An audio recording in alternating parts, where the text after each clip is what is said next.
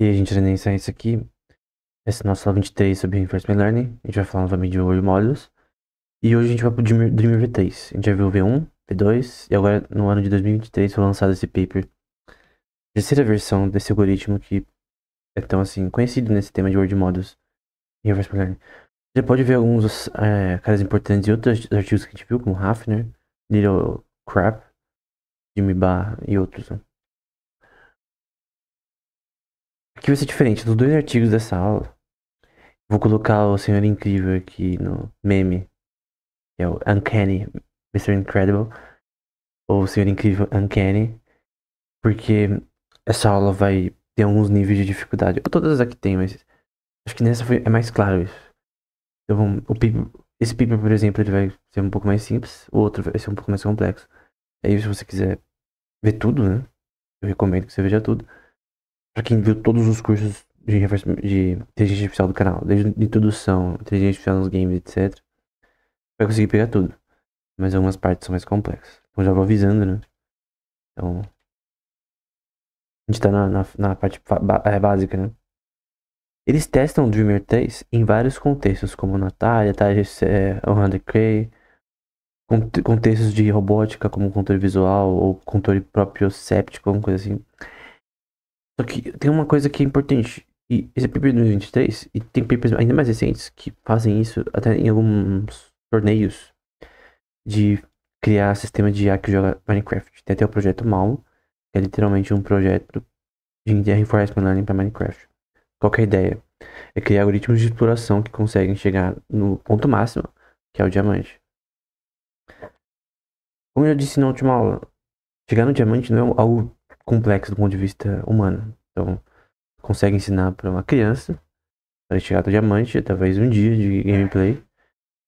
Um ser humano, alguém já é mais experiente em jogos, mesmo que nunca tenha jogado Minecraft, pode chegar em 20 minutos num diamante. O ponto é como se faz um sistema de IA, pegar madeira, criar crafting table, criar picareta de madeira, pegar pedra, criar de pedra, criar um forno, pegar carvão e ferro, depois fazer a picareta de metal, etc. É todo um processo, né? E você tem que entender esse processo. Como o sistema de IA aprende a fazer isso, né? Normalmente você usa imitation learning junto com reinforcement learning, copiando os movimentos de um ser humano. Mas enfim, eles fazem vários contextos aqui esses algoritmos, né? O AIDIN aqui do Control Switch, DM Lab, RockGen, Minecraft. Então, eles aplicam o algoritmo em vários contextos virtuais, né?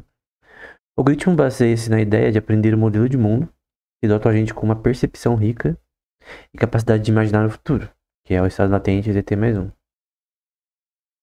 Imaginar entre aspas, tá? O modelo de mundo prevê os resultados de ações potenciais, o que provavelmente vai acontecer com base no histórico, com base na memória, a experiência do sistema. Uma rede neural crítica avalia, que é o Actor Critic, avalia cada resultado e uma rede neural atuadora escolhe as ações para alcançar os melhores resultados.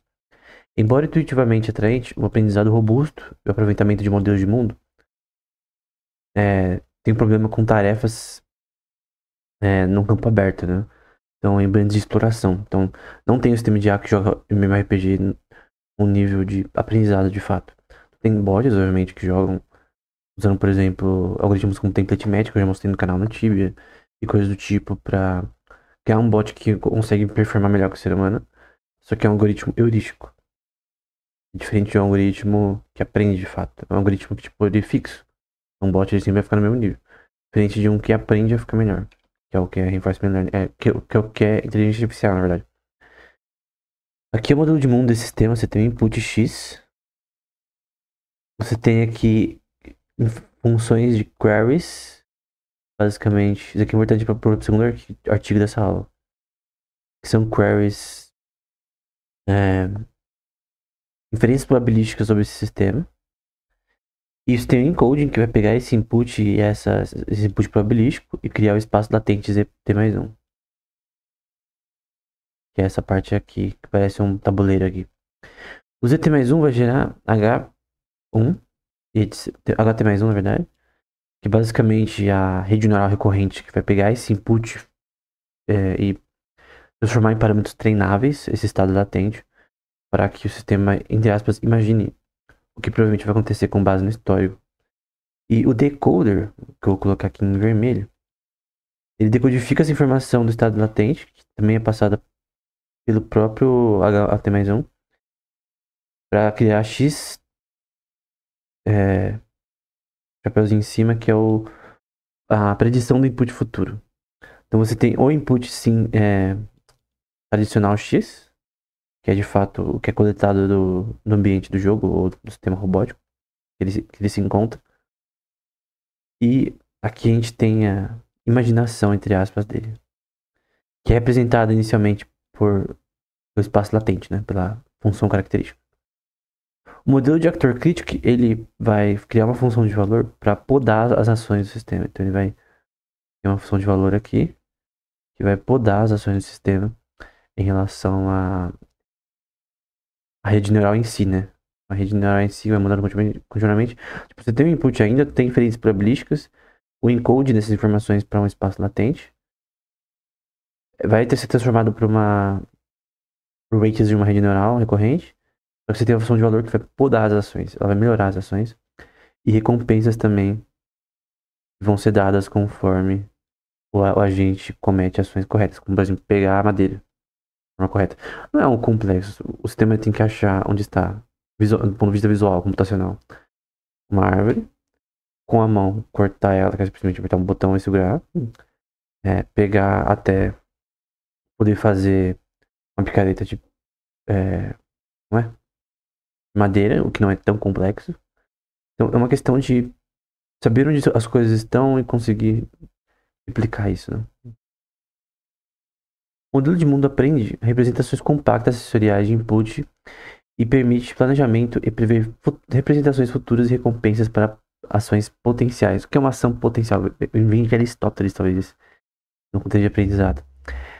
É o contexto de potencialidade, né? Aqui não fala sobre isso, né? O que é potencialidade? É uma noção de o que probabilisticamente pode ser realizado. Um agente tem capacidade de fazer. Então, quais ações têm recompensas potenciais? Não é tipo uma recompensa absoluta, né? Talvez não dê recompensa, talvez seja uma ação inútil, etc. E aí o sistema tem que entender isso. Mas a questão é, como que eu posso calcular probabilisticamente minhas ações potenciais? Hum, então, aqui você tem, por exemplo, a imagem verdadeira e a imaginação da imagem. E o que você quer fazer aqui, por exemplo, a cada 5 frames futuros você prevê o que vai acontecer.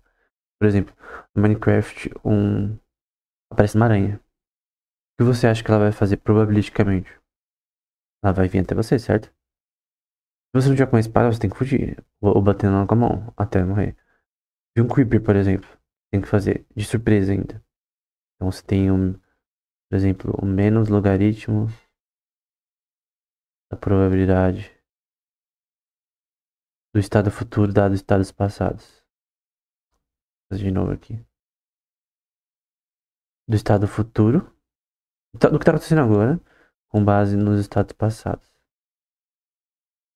O que significa isso daqui? Isso aqui é a probabilidade logarítmica de surpresa de um Creeper acabou de aparecer. Isso a gente pode representar por uma surpresa, que é a menos logaritmo da probabilidade do que vai acontecer provavelmente, que ele vir até mim e eu explodir e morrer, que vai obviamente dar recompensas negativas pro meu sistema, condicionado à condição intermédia. Por exemplo, se alguém nunca ouviu falar de Minecraft e vê um Creeper, talvez ele pense que é um monstro, etc. Vamos supor que ele não pensa que ele vai explodir, isso vai bater nele. Que ele explode. Aí ele morre. Ele pensa, nossa, esse bicho explode. Eu não posso, se encontrar ele de novo, eu não posso agir da mesma forma. Eu tenho que ou fugir ou usar outro método pra não, que não exploda perto da minha casa, da comida. Então, só consegue saber o potencial do Creeper, esse destruidor, né? Se você conhece de fato o que ele faz. Então é uma questão de memória, de conhecimento, de informação que a gente tem que ter. Então, aqui, por exemplo, um modelo de representação de um bípede. Enfim, é uma predição de coisas, né? O modelo de mundo deles, na parte do HT, né? Que é a rede escondida, vai ser uma função f de φ, que é o espaço característico desse conjunto de dados da rede neural escondida, espaço latente e ações. Espaço latente ZT vai ser aproximado por uma query. Como a gente viu aqui, o algoritmo ele tem uma sequência de carries que ele faz do input, que são basicamente inferências probabilísticas, que a gente vai ver melhor no próximo paper. A gente tem queries, inferências probabilísticas desse estado latente, dado a sua representação deles com HT e o input. O input cru, né?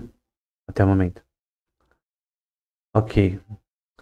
Agora, a predição de input, ou seja, você vai fazer o estado latente provável futuro, né?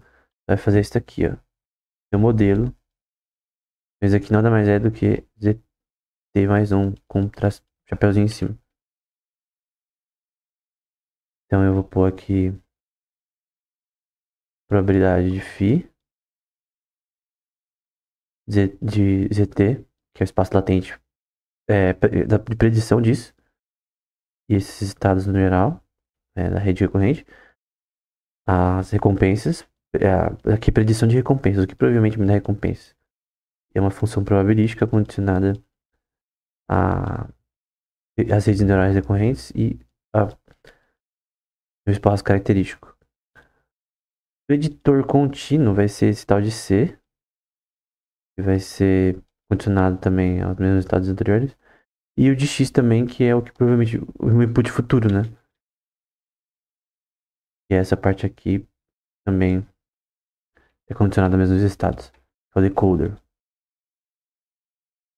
O meu decoder, que tá aqui, ó, por exemplo, ele decodifica usando HT e o próprio estado latente, né? Vamos esses dois calcular meu input futuro. Provável, né? Essas representações são juntadas, né? Num vetor de softmax, que é uma função de ativação de distribuições de gradientes. Aí você tem a sequência de input, que vai ser a soma de todos os inputs ao longo do tempo t. A concatenação de todas as ações, recompensa, que é a soma de tudo, né? E flags, né? Que basicamente são dados aí relacionados ao próprio sistema. E o phi é uma forma de predição de erro. Eles vão usar algumas funções de erro aqui. Uma função de perda de predição, dinâmica do sistema e representação. E beta é um valor trivial aí, maior que 1. É uma constante. A dinâmica de treinamento dessa sequência representa a minimização da divergência KL, que é a divergência entre duas funções de probabilidade, do preditor e da próxima predição estocástica, então é a divergência KL. A predição do estado latente dado os estados gerados na rede neural em comparação com as suas queries desse estado latente. Então você tem duas funções de probabilidade e você quer saber a divergência delas para saber o erro. A divergência é achar os erros, né? Então, a primeira, que é de predição, é menos o logaritmo natural. Probabilidade de φ dos estados anteriores, né?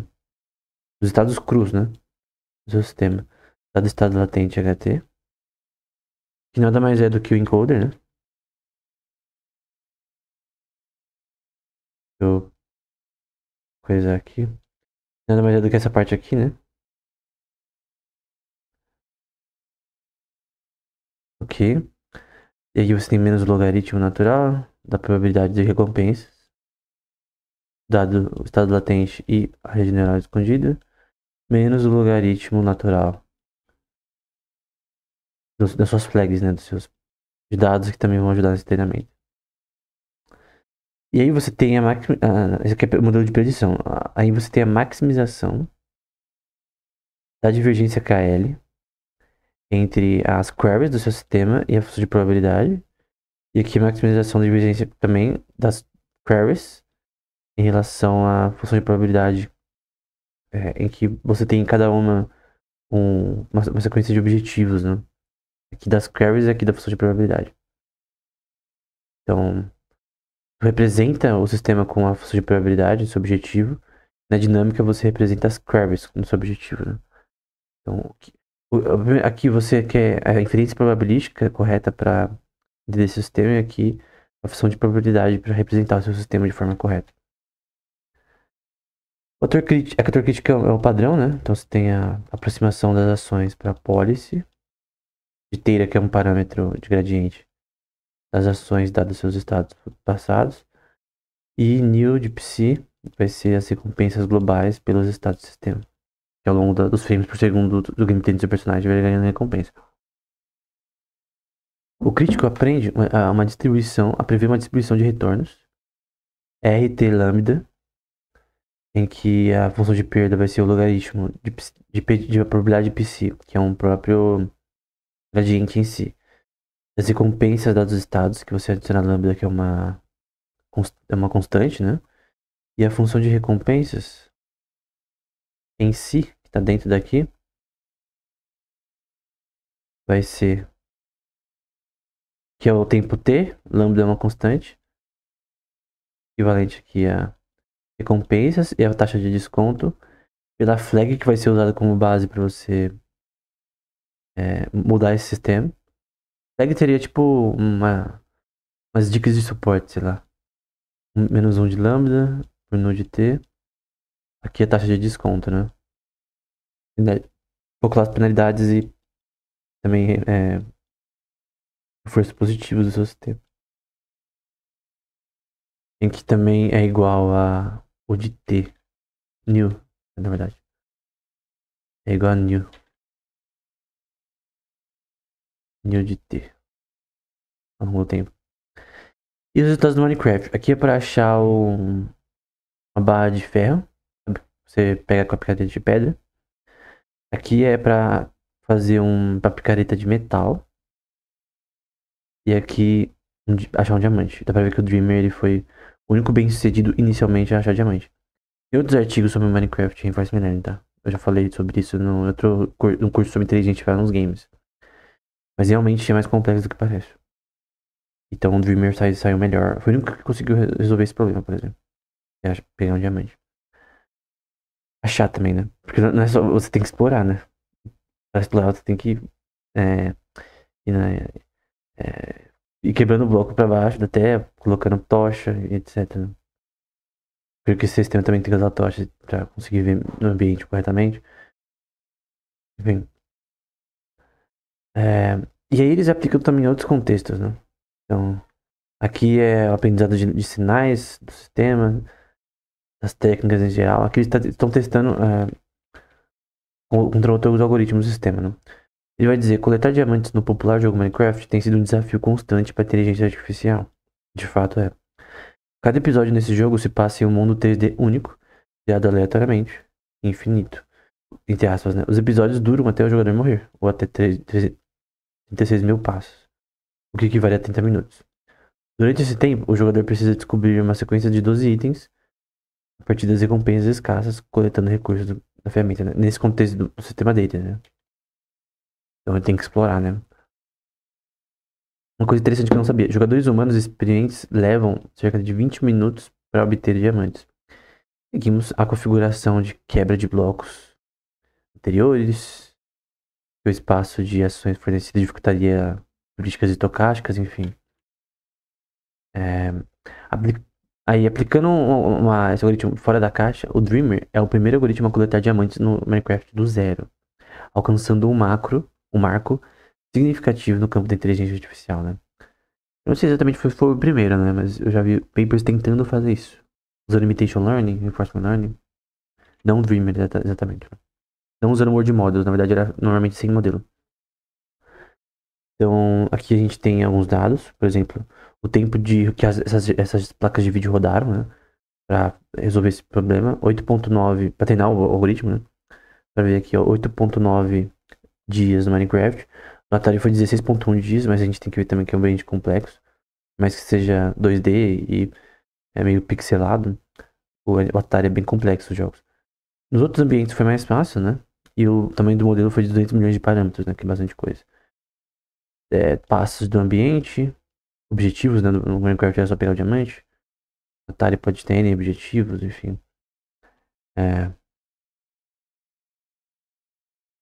Os parâmetros da rede neural escondida D estão associados aqui ao número de. O tamanho da rede neural, né? Das camadas escondidas, ela é proporcional à quantidade de parâmetros, né? Então, 12 milhões de parâmetros é 256, 50 milhões de parâmetros é 512, 400 milhões de parâmetros é 1536 camadas, né? O número de redes recorrentes também que aumenta proporcionalmente no número de parâmetros. Canais da rede convolucional também. E códigos por espaço latente ZT mais 1, né? E aí, tu tem aqui os hiperparâmetros, que é a capacidade de replay, batch size, função de ativação vai ser a sigmoid. Como é mesmo? Eu esqueci esse daqui de novo. É sigmoid rectilinear unit. É uma função de ativação. Que até eu vou pegar aqui só pra lembrar. Quem quiser. SLU. Activation function. Essa função de ativação vai ser x de 1 dividido por 1 mais e elevado a menos x. Que vai ser basicamente... Pegar outra cor aqui. Mais ou menos assim. Learning rate, 4 vezes 10 elevado a menos 5. Basicamente é isso. Hiperparâmetros de Beira, né? Pra ver que é 1. Para modelo de predição, para dinâmica é 1. E também 0, 1. Esse é beta, né? Beira. Vamos ver aqui. Tá aqui, ó. Então pra aqui é 1. Pra aqui é 1. Pra aqui é 0.1. É bom saber esses números, né? Porque no código é importante. Horizonte de imaginação H é 15. Desconto, né?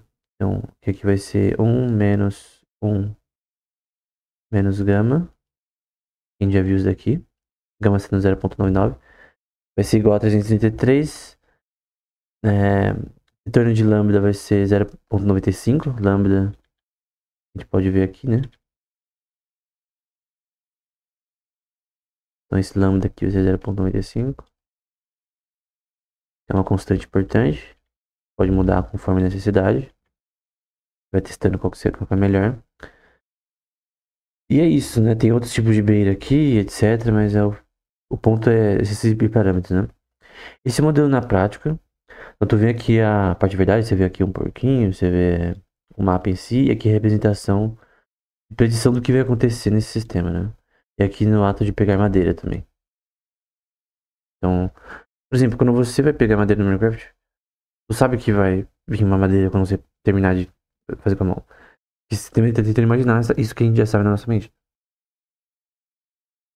Embora na primeira vez que a gente faz isso é totalmente novo, né? Aqui é na água, né? E aqui também pra pegar no terra. É legal, por exemplo, fazer um sistema de jack que faz construções também.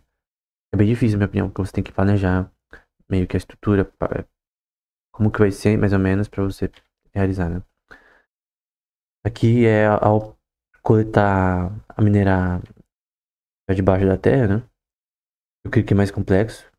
Tem que ter um pouco de planejamento em relação às escadinhas que você vai fazer, etc. E dá pra ver aqui o modelo verdadeiro e aqui a predição do modelo. E é interessante que ele entenda, por exemplo, que a tal bloco é diferente e vai ter carvão, a tal bloco é diferente e vai ter tal coisa. E que esses elementos são commodities importantes dentro do jogo que você pode guardar no baú, etc. Pô, você pode melhorar esse algoritmo, só que ainda é muito cru. Não é melhor que o ser humano em relação a jogar o jogo. A explorar o mapa ou sobreviver num modo hardcore, por exemplo, que seria o santo grau do Minecraft de inteligência artificial, fazer o sistema de IA. Por self-play, zerar o jogo. Ou talvez imitation learning.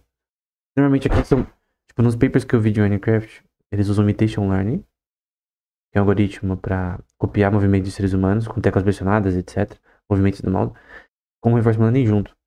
Aqui eles não usam isso. Então, eles próprios imaginam o modelo. Então, é uma forma totalmente diferente de resolver o problema.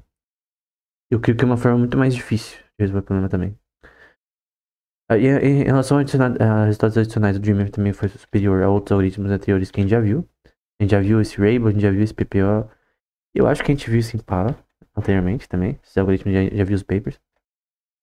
Aqui é pra pegar madeira, que é log aqui. A planks, que basicamente aqueles stickers, né? Tipo, os stickers daqui. Aquele pauzinho que você faz a picareta. Fazia crafting table. A picareta de madeira. Cobblestone, não sei se é carvão, sei lá o que é isso. O forno. Pegar minério de ferro. Fazer a picareta de ferro, etc. E o diamante. Que demora muito mais passos, né? Demora 100 milhões de passos. Aí, ok, eles tentaram no Minecraft, fizeram algo, assim, entre aspas, revolucionário no Minecraft. Aí agora no Atari, né? Eles também tentaram aplicar o algoritmo no Atari. Não foi melhor que outros algoritmos em todos os jogos. Mas você vê aqui resultados no Alien, Amidar, Assault, Berserk, que é um jogo difícil. Boxing, Frostbite, Freeway, que é um jogo mais difícil ainda. Então, resultado. De um ataque também é um jogo que é relativamente difícil do Atari. No Gravitar, Hero, etc. Você vê os resultados. Pitfall, é um jogo difícil.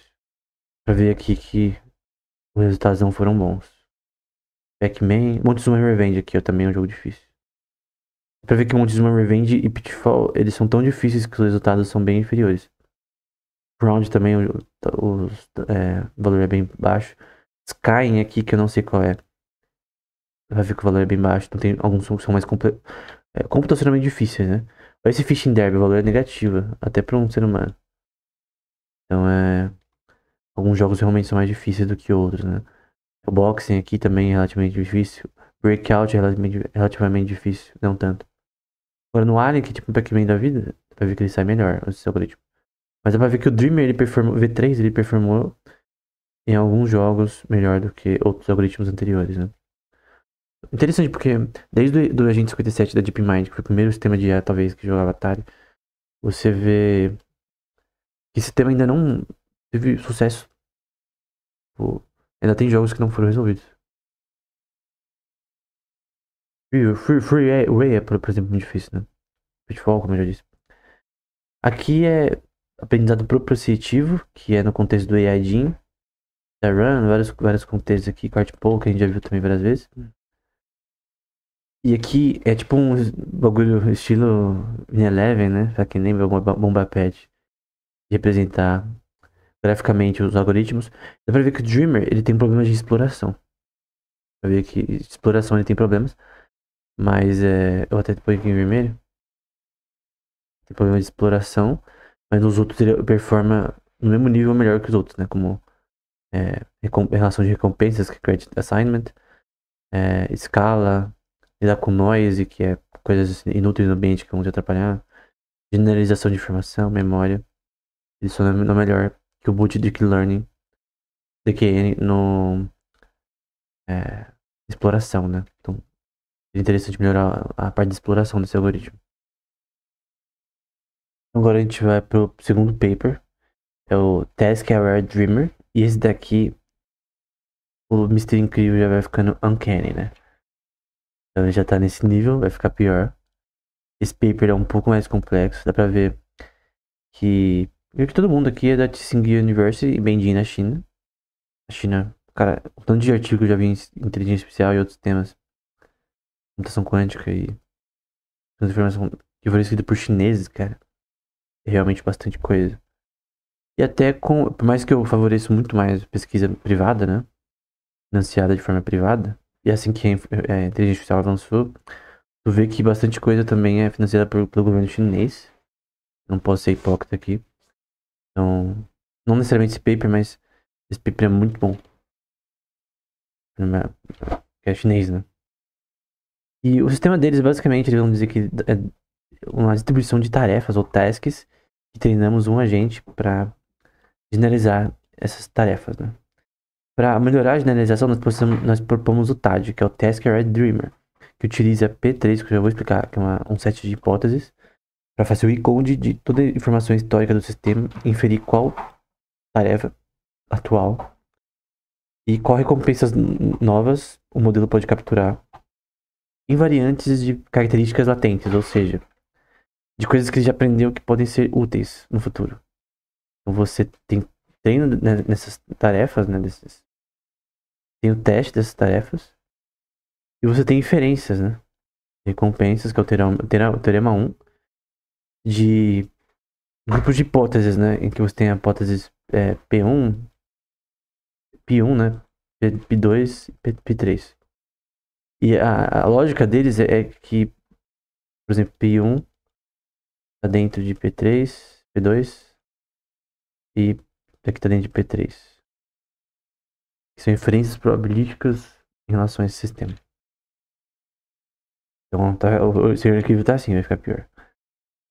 Como os modelos de mundo atuais são projetados principalmente para o cenário de tarefa única, consideramos os modelos gráficos probabilístico, modelo gráfico probabilístico correspondente para o cenário de distribuição de tarefas e propomos novo modelo de mundo, informados por recompensas que podem capturar, e é o ponto, né, estruturas invariantes. O que é uma invariante? É uma estrutura que é o contrário da outra, né?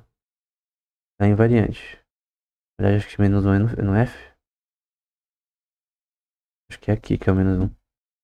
É uma estrutura invariante. Ao contrário dela, você tem a mesma coisa.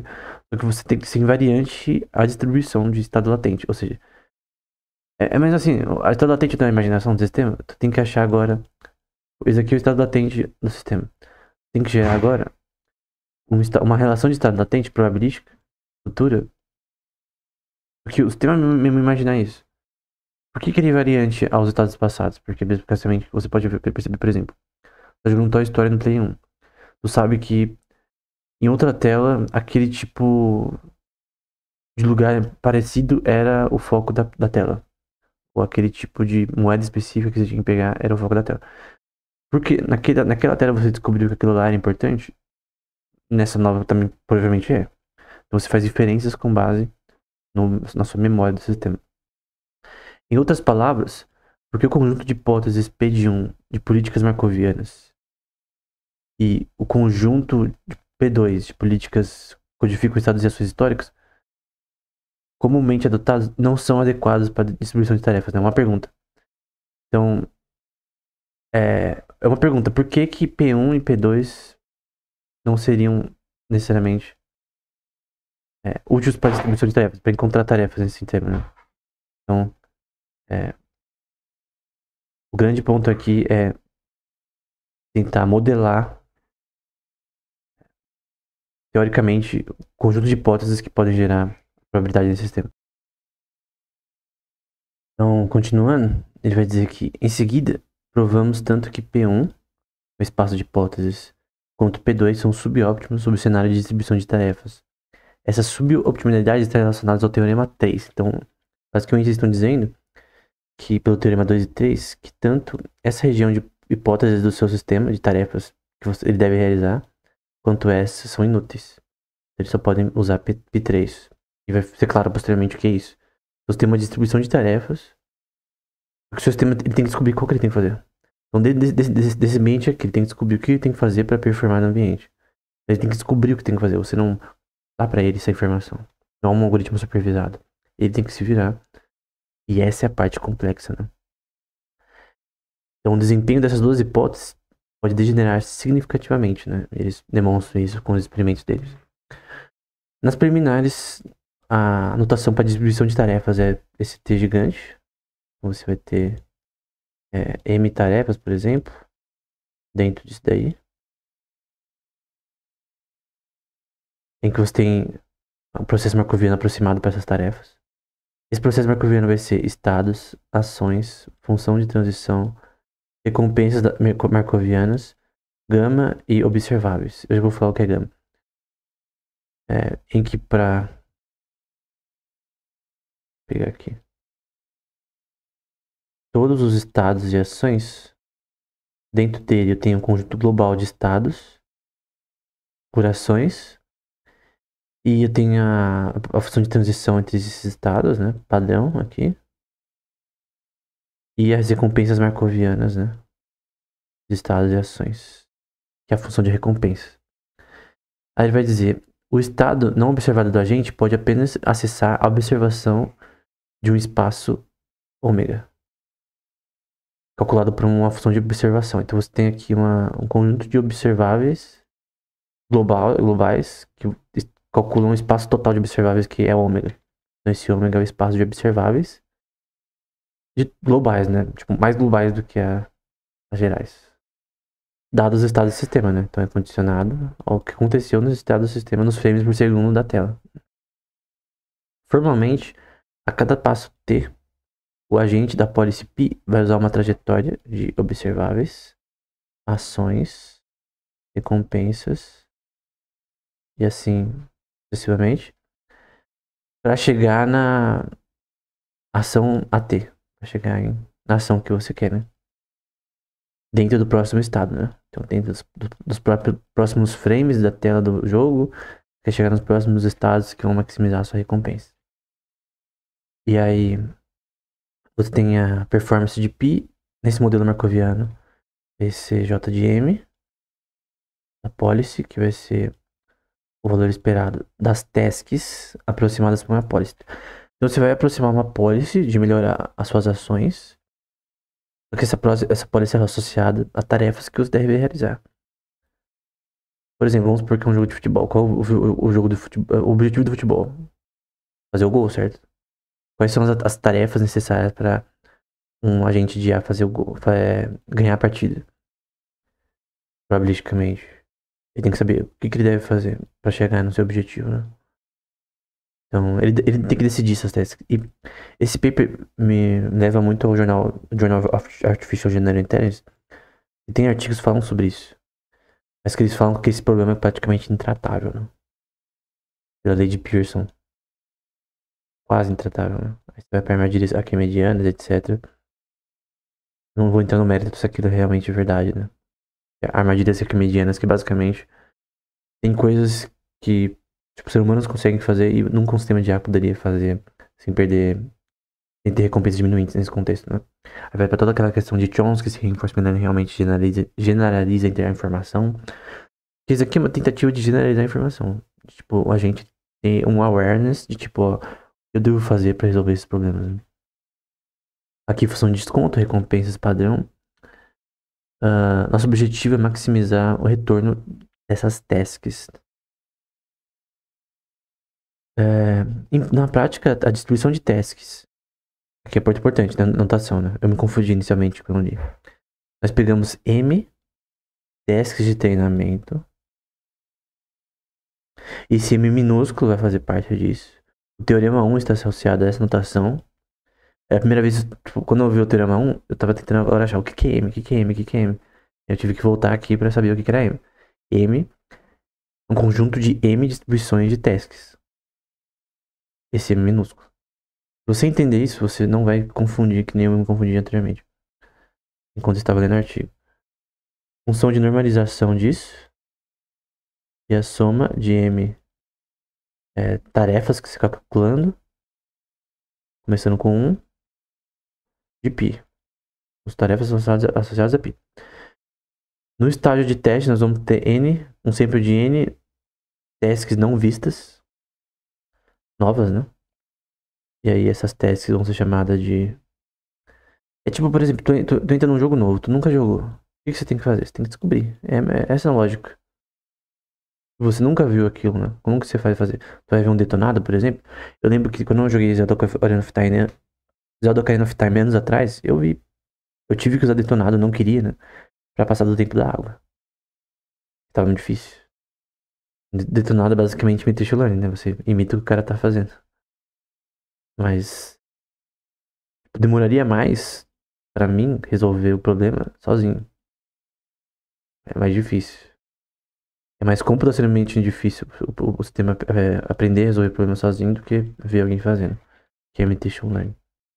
Por isso que imitation learning sempre vai ser ruim, né? Na prática, né? Nosso objetivo, agora fica mais difícil, né? De modelo, de forma efetiva, afunilar as hipóteses, o espaço de hipóteses, com uma função Q óptima. Então a gente quer saber um espaço de funções que eu quero melhorar minhas tasks, achar as tarefas que eu tenho que realizar para resolver um problema. Mas a gente tem que descobrir isso sozinho. É aquela definição de Penguin de inteligência artificial geral. É um sistema que num ambientes novos, consegue lidar com recursos escassos a se adaptar a esse ambiente. A definição de Penguin num paper chamado Undefined Artificial Intelligence, que é um dos papers mais citados do JAG. Penguin, esse artigo. Undefined Artificial Intelligence. Talvez eu coloque na descrição do vídeo. O paper é muito bom. Melhor definição de inteligência artificial ali. Vai ficar um pouco mais difícil agora, mas não é tão difícil ainda. Aqui eu tenho teorema 1, a prova tá no apêndice, que a gente vai ver posteriormente. Vamos supor que eu tenho o set Q, que é o espaço de observações e ações dessas funções. Então eu tenho observações e ações. Eu tenho M tarefas. Esse minúsculo significa M N tarefas. M começando até igual a 1. Em que eu tenho dados que tem D, M tarefas. Aqui são um conjunto de tarefas, tá? E essas tarefas, elas têm como relação de input observáveis. Eu vou explicar por quê. Ações, recompensas e observáveis futuros. O que significa isso? Que essas tarefas, elas estão num contexto dos estados no meu sistema, onde o meu agente se encontra, das ações que ele realiza e das suas recompensas. Do que está acontecendo. Seu histórico do que está acontecendo. Então, essas tarefas, né, que ele deve realizar estão no contexto do ambiente que ele está. Então, por exemplo, um sistema de IA que joga a tua história. O que está no ambiente do jogo? O que ele tem na memória dele em relação a isso? No short term memory ou etc. E você tem um produto de espaço disso daí, das hipóteses, como H. Esse aqui eu até vou pôr em outra cor. Conjunto de hipóteses H, que está na função global de espaço de observações ações, que é de M. E que M é o conjunto de testes que você pode realizar. Maiúsculo esse M, tá? Então tem M espaço de tarefas que você pode realizar. Em que para todo... Eu vou tirar isso aqui, porque senão vai me atrapalhar. Em que para todo a query, que vai ser uma inferência probabilística das tarefas que você provavelmente deve realizar. Pode colocar coisas estocásticas aqui. Então, para todas as queries dessas relações de tarefas, né? Estão dentro da sua hipótese. Então, dentro do seu conjunto de hipóteses, do seu espaço, entre aspas, infinito de hipóteses que você pode realizar sobre o ambiente, tu pode achar uma inferência para resolver aquele problema. Pode ter N formas de resolver o problema. Tem N formas de você resolver, por exemplo, ganhar no Mortal Kombat do Liu Kang ali. Ou derrotar o Shao Kahn. Tem N formas de resolver o problema. Só que a questão é, qual forma você vai, vez probabilística você vai fazer para resolver esse problema. E aí você tem aqui, uma QM, essa inferência probabilística, ela é dos estados do sistema e ações em números reais. Essa inferência probabilística, ela é associada a números reais e ela pertence a quê? Ao espaço de observáveis ações. Então, de novo, eu tenho meus dados, observáveis, ações, recompensas e observáveis futuras. Eu tenho meu conjunto de estratégias, né, que tem a teoria dos jogos, ou testes que eu, na verdade, tenho que fazer, e inferências probabilísticas para resolver essas tarefas. Ou de quais são essas tarefas. O que eu tenho que realizar aqui, né? E aí considere as classes de hipóteses, né? Então, eu já sei que tem um espaço global de hipóteses H. Porque eles dividem essas hipóteses em três. Então, eu tenho a H1, o set de hipóteses H2 e o set de hipóteses H3. Todas elas pertencem, elas são um subset do grupo global de set de hipóteses. Aqui são todas as hipóteses. Em que existe QM dentro de H.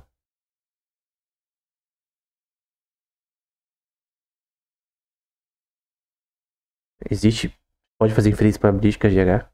É possível. E H1, então primeiro set de hipóteses que eu vou colocar aqui em primeiro, vai ser inferências dessas tasks condicionadas às inferências das observáveis, que é a informação do seu ambiente, e ações dos seus agentes ou agente. Então, as suas inferências probabilísticas das tasks são condicionadas aos observáveis em estados e ações. Isso vai ser igual às recompensas, em que você tem também um foco, né, uma task que executa uma predição do que vai dar recompensa para o seu agente, e uma minimização de erro.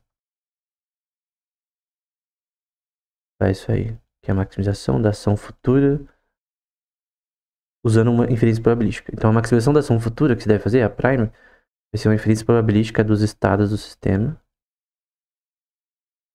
e dado que eu tenho que fazer aqui, que é a prime. Então, eu quero maximizar minha melhor ação nesse ambiente através de uma inferência probabilística do que eu devo fazer. Então, tu quer descobrir o que você tem que fazer. Então, uma inferência probabilística, que se você entender que M é uma tarefa e que M é uma inferência probabilística, você já entendeu o paper, o ponto central. Então, você tem 3 tipos de hipóteses, que estão no seu conjunto global de hipóteses, e tu quer, obviamente, tirar as que não são úteis. E o teorema único agora vai para a hipótese 2, né? A hipótese 2 é mais ampla que a hipótese 1. Então, a hipótese 2 você tem a inferência sobre M, sobre esse conjunto de tarefas, onde there exists, ou existe, uma função de probabilidade P de M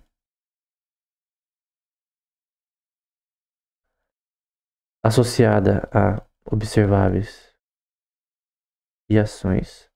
Então agora são funções probabilísticas. Aqui é só uma maximização aqui de recompensa.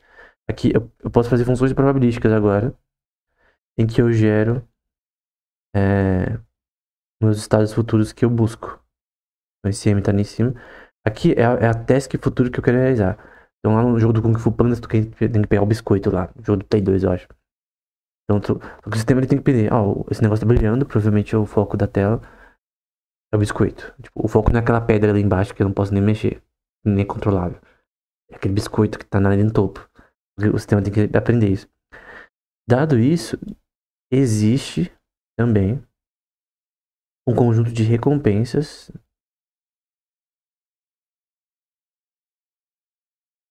dado observáveis e ações em que eu vou achar a recompensa ao longo do tempo e é para essa task. Então, eu posso achar o que está acontecendo, que é útil para mim. No caso do Kung Fu Panda seria o biscoito dourado lá em cima que você tem que pegar para passar de tela. E eu posso também achar a recompensa necessária, o conjunto de ações que maximize minha recompensa necessária para que eu consiga pegar esse biscoito, né? Então, enfim. É o exemplo do estilo. E, por fim, eu tenho uma inferência. Pior cor possível. Eu tenho uma inferência QM, das observáveis e ações, que vai ser a recompensa, dado observáveis e ações, e a taxa de desconto da maximização da ação futura, dado a inferência probabilística Q de M, agora uma função de probabilidade, das observáveis, ações futuras, para toda observável e ação. Para todas as observáveis e ações, eu tenho uma inferência probabilística. Eu tenho uma inferência probabilística, uma inferência. Não, perdão. Uma inferência probabilística QM e uma função probabilística P de M. Uma faz uma inferência probabilística, a outra é uma função de probabilidade. Eu posso juntar as duas para gerar minha inferência sobre os observáveis e ações. Em que aqui você tinha só uma relação de, por exemplo, uma inferência condicionada ao observáveis e ações passadas e no fim tu gerava recompensas, né? Então é a recompensa mais simples macroviana. Só que sem uma função de probabilidade para melhorar esse sistema. Na hipótese 2, tu adiciona uma função de probabilidade. Você não tem mais só uma query, tu vai ter uma função de probabilidade em relação a essa query. Então basicamente é isso que muda. H3, ela é ainda mais, como posso dizer, expansiva. Na H3, tu vai ter de outra cor. A função a inferência probabilística QDM, onde there existe um valor de probabilidade para observáveis, é a mesma fita, e ações, que vai dar aqui. Deixa eu ver o que muda. Novamente, você tem aqui a relação de recompensas. Existe uma recompensa, conjunto de recompensas para observáveis e ações, que vai gerar uma recompensa para essa task. Só que aqui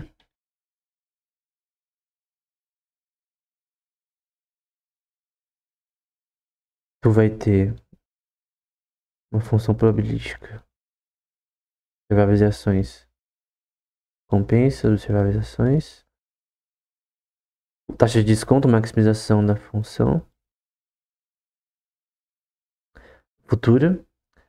Você quer calcular a melhor ação futura que a gente deve realizar.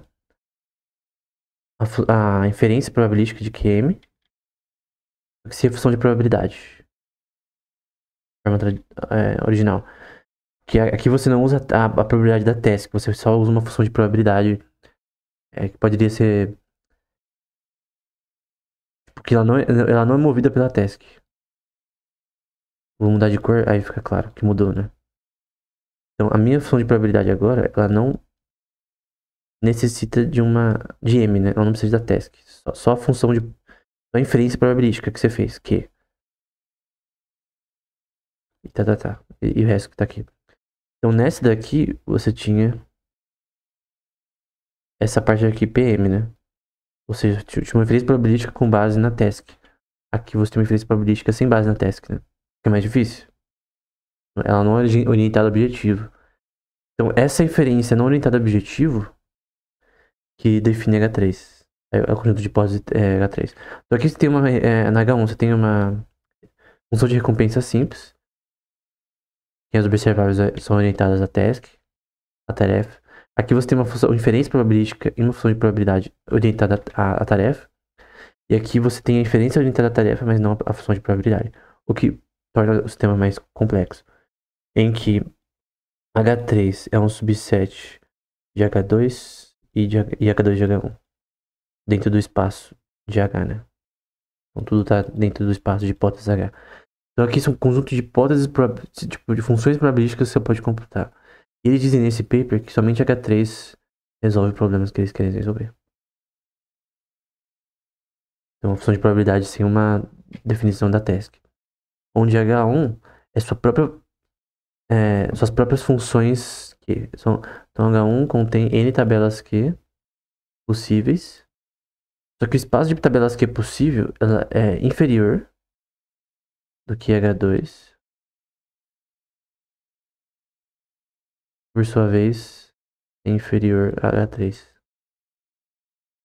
Ao espaço de tabelas Q que ele pode gerar, né? Enquanto W2 e W3 têm suas próprias funções de Q satisfazendo uma função de Bell com dados dos word model, né? E, consequentemente, H2 e H1 utiliza a generalização de habilidade de modelos e estende os resultados fixos em tarefas. Então, H2 e H1, eles têm uma tarefa fixa. E essa é a diferença, né? Você vê aqui que tem uma tarefa fixa na função de probabilidade. Aqui também, porque só tem a inferência probabilística de uma tarefa. Tudo é orientado à tarefa M, né? No H3 não. No H3 você não tem isso, na função de probabilidade. E esse é o ponto. Ainda mais, H3 dentro de H2 ilustra estruturas de dinâmica diferentes que beneficiam o seu sistema desse algoritmo, né? Como os modelos de mundo existentes são projetados principalmente para o cenário de tarefa única, e aí o ponto, propomos modelos de mundo informados por uma recompensa de distribuição de tarefas. Então a distribuição de tarefas é denotada por isso daqui. Então você não tem uma tarefa específica PM, tem uma distribuição de tarefas gerais, né? Você deve encontrar. Faz o seu algoritmo ser mais livre, né? Para fazer inferências probabilísticas nesse mundo virtual. Primeiramente, analisamos o modelo gráfico probabilístico do cenário de distribuição de tarefas, onde recompensas não dependem dos estados e ações anteriores, mas da tarefa atual. Assim, podemos calcular a distribuição geral com estados observáveis, recompensas, ações e a função markoviana aqui, com a probabilidade P de M, essa função markoviana, do produto, que é o que significa esse P gigante, da probabilidade dos estados futuros dados os estados passados, e da probabilidade das observáveis dados os estados passados, e recompensas também dados os estados passados. E a função markoviana da recompensa, né? Em que o ponto aqui é que você está acontecendo aqui, observáveis em relação ao que aconteceu e recompensas em relação ao que aconteceu. Aí no fim vai ser uma inferência probabilística, né? Vai ser uma inferência aqui dos estados do sistema ao longo do tempo t, condicionadas aos observáveis do sistema, ações e recompensas, que sempre estão associadas a ações. Isso vai ser o produto ao longo do tempo t da inferência dos estados atuais dados os estados passados, ações passadas, merda. Peraí. Ações passadas, recompensas passadas e observáveis. Então, uma query é um produto de inferências probabilísticas do que está acontecendo com base no que aconteceu em estados, ações e observáveis anteriores. E aqui, se não me engano, é a inequalidade de Jensen, em que a gente tem o logaritmo da probabilidade das observáveis recompensas e da função markoviana condicionadas às ações, o que o sistema deve entender do que vai dar recompensas, provavelmente, com base nas ações anteriores. Isso vai ser maior ou igual à soma do valor esperado dessa query dos estados do sistema condicionado aos estados passados. Os observáveis passados, ações passadas e recompensas passadas. Tô fazendo tudo errado. Ações passadas, recompensas passadas e o logaritmo natural da probabilidade das observáveis e recompensas dado minha função markoviana e sobre meus estados. E você vai ver a divergência KL dos estados condicionados a observáveis, recompensas e ações e dos estados associados a recompensas passadas. Aqui você já tem o que eles queriam colocar. Então, na parte 3, no conjunto de hipótese 3, ele já representa aqui a divergência KL pela uma função probabilística que a gente quer comparar nessa divergência KL, que é a de inferências dos estados atuais dado o passado. Vou colocar simples mais rápido. E a função de probabilidade desses estados, né? Tem diferença entre inferências probabilísticas e uma função de probabilidade desses estados passados. O que aconteceu. Entender o que aconteceu probabilisticamente. Então, basicamente é isso. O word model é o mesmo esquema dos outros, né? A função aqui pega o histórico do sistema, estados em relação às variáveis escondidas, observáveis em relação a variáveis escondidas e estados, etc. O que muda é esse task model, né? É uma probabilidade theta com gradiente do meu sistema markoviano condicionado a minhas variáveis escondidas e estados. Para fazer o balanço entre diferentes tarefas, quando coletamos dados, nós temos um buffer de replay de dados dessas tarefas, de quais realmente são eficientes, etc., que armazenam trajetórias respectivamente. Treinado esse modelo, né? O algoritmo em si vai ser a soma de m tarefas dado o valor esperado de inferências, que será a soma ao longo do tempo t da probabilidade do logaritmo natural de p de theta das observáveis ionésimas, minhas variáveis escondidas, em que ZT mais um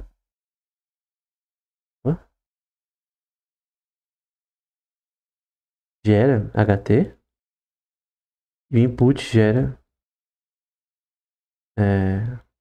ZT mais um. Aqui é o espaço latente, minha variável latente, e aqui as variáveis escondidas na rede recorrente, que vai melhorar esse entendimento, né? Como já viu outro paper. E estado do sistema, e você vai fazer isso mais agora. Aqui é as observáveis, né? O que está acontecendo no seu ambiente, do seu agente. Agora,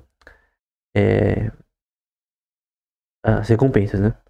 Então aqui é a representação visual do que está acontecendo. Aqui as recompensas. Ao longo do tempo t, que é o logaritmo natural da probabilidade. As recompensas.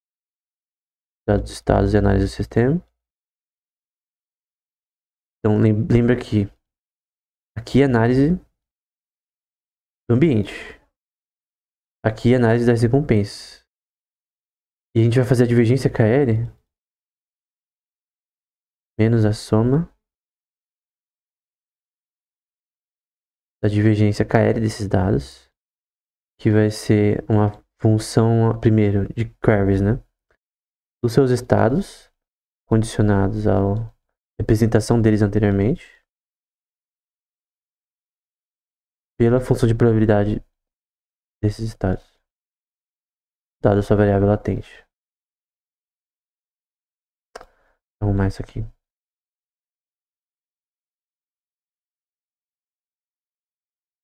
Mais a task, né? Que você quer realizar. Mais a tarefa que você quer realizar.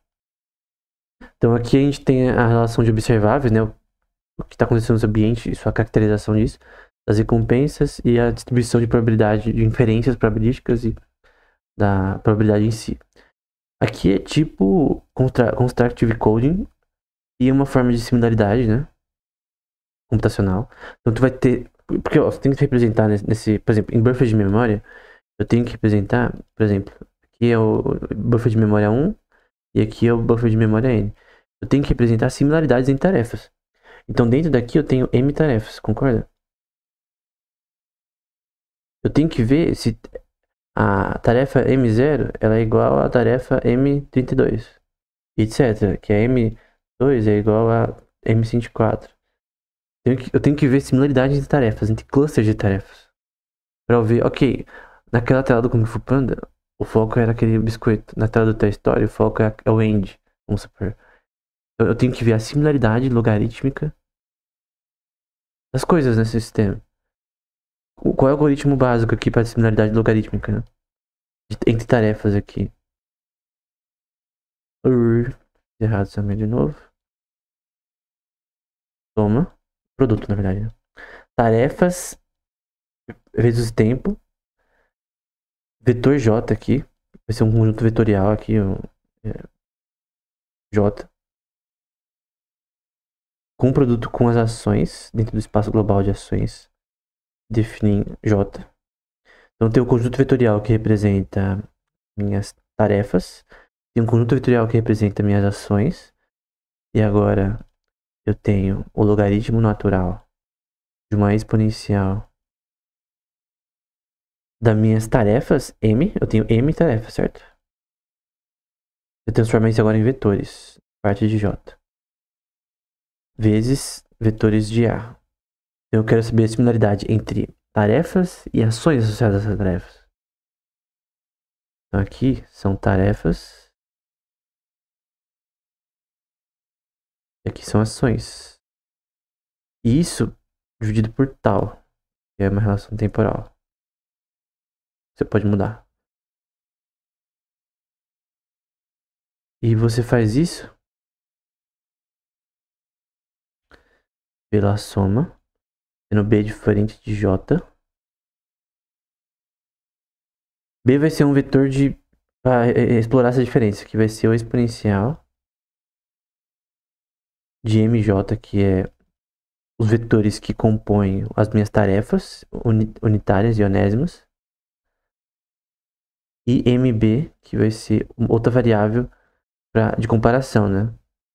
Então, tal.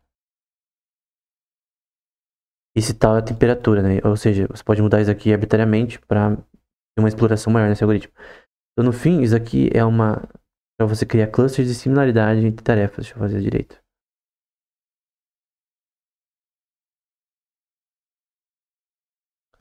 Quer saber que, por exemplo, eu tenho um grupo de tarefas diferentes, eu tenho outras similares.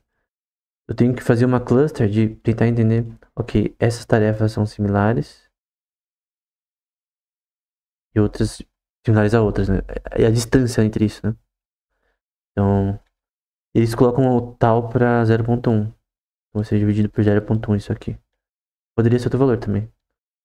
Então, isso aqui é a similaridade logarítmica de tarefas em ações associadas a essas tarefas. Como o Fu Panda pegar o biscoito lá. Qualquer similaridade em outro ambiente, por exemplo. Então, no algoritmo, você tem M tarefas sendo treinadas, buffers de replay, de inicialização. Tu faz observáveis ações e recompensas aqui e coloca no buffer de memória. Calcula os estados de H, etc. Até você coletar as trajetórias e realizar o buffer de replay e testar isso nos ambientes, né? Aqui é self-explanatório esse algoritmo. Agora a gente vai para a parte do Mr. Incredible Uncanny, né? Que vai ser a explicação teórica. Todas as políticas que utilizam o valor histórico de TAD desse algoritmo, né, necessitam de generalização? Aí ele diz: introduzimos aqui 3 tipos de pólices de hipóteses que podem ser usadas para gerar P3. Em que você tem uma função de probabilidade das observáveis e ações que não é condicionada a M, né? Então, em vez de ser TP de M, você só tem P de observáveis e ações. E aqui fica um pouco mais complexo. Vai ficar pior. Então, aqui você tem a distribuição de probabilidade P de 1. Em que isso daí vai ser igual a policy P condicionada a policy P dos estados e a transição de ações.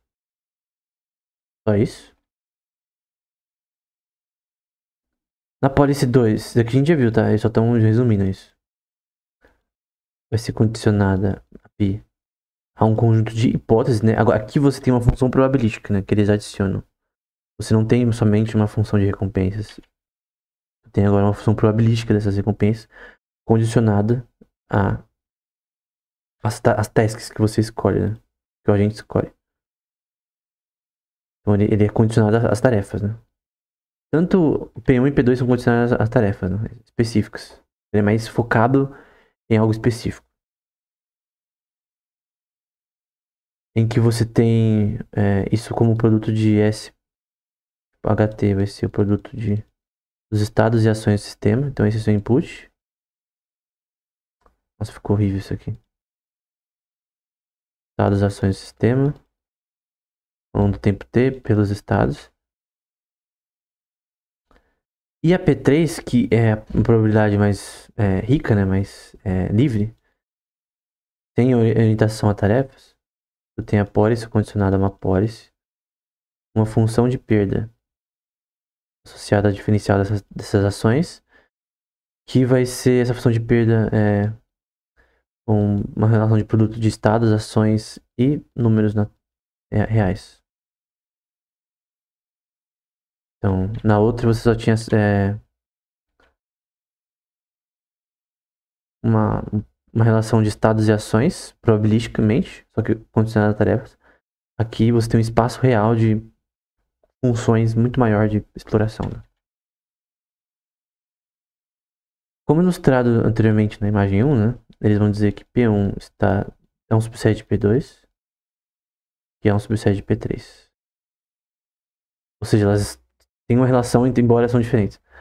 Nós queremos analisar de forma expressiva, desse contexto T, que você tem uma função que pode maximizar a sua função de erro aqui e dar um retorno de T óptimo. E que você tem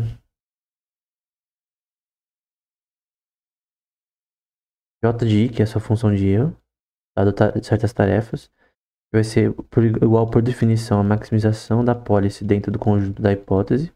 da hipóteses, né? Da hipótese que você tem. Que vai ser o valor esperado de M em tal, dessa função marcoviana nas tarefas, né? E o gradiente sobre isso, né?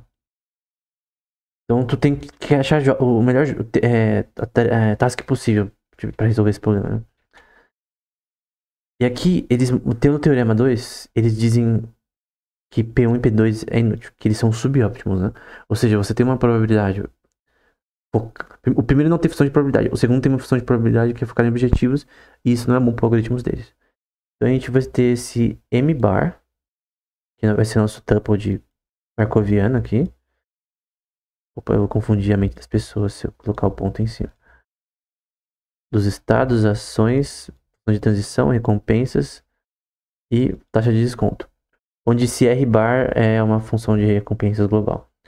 Em que para toda a pólice que eu tenho no conjunto global de pólices do espaço de hipóteses P2, em que eu tenho uma probabilidade focada em objetivos, nós temos que isso vai ser igual a um gradiente desse processo markoviano de π, e que esse gradiente da task ele vai ser igual a gradiente posterior vai ser menor a um gradiente óptimo, né? Ou seja, tudo que eu calcular no espaço de hipóteses P2 vai ser subóptimo ao espaço P3. Ou seja, eu sempre nas distribuições de tarefas que você quer entender, ok, o que eu devo fazer para resolver esse problema, para resolver esse problema, esse jogo do Atari específico. Qual é a minha distribuição de tarefas que eu posso realizar? Qual é o meu conjunto de hipóteses que eu posso fazer para resolver esse problema? Quando você tem o espaço P1 e P2, você basicamente está se restringindo. Tipo, quando o sistema de L está restringido a simplesmente, eu só quero fazer reconhecimento facial. Eu só quero jogar xadrez. Não generaliza informação. Tem um paper da Melanie Mitchell que fala sobre esse tema, né? Se você resolver problemas específicos em A, não generaliza a inteligência. Não cria um sistema consciente.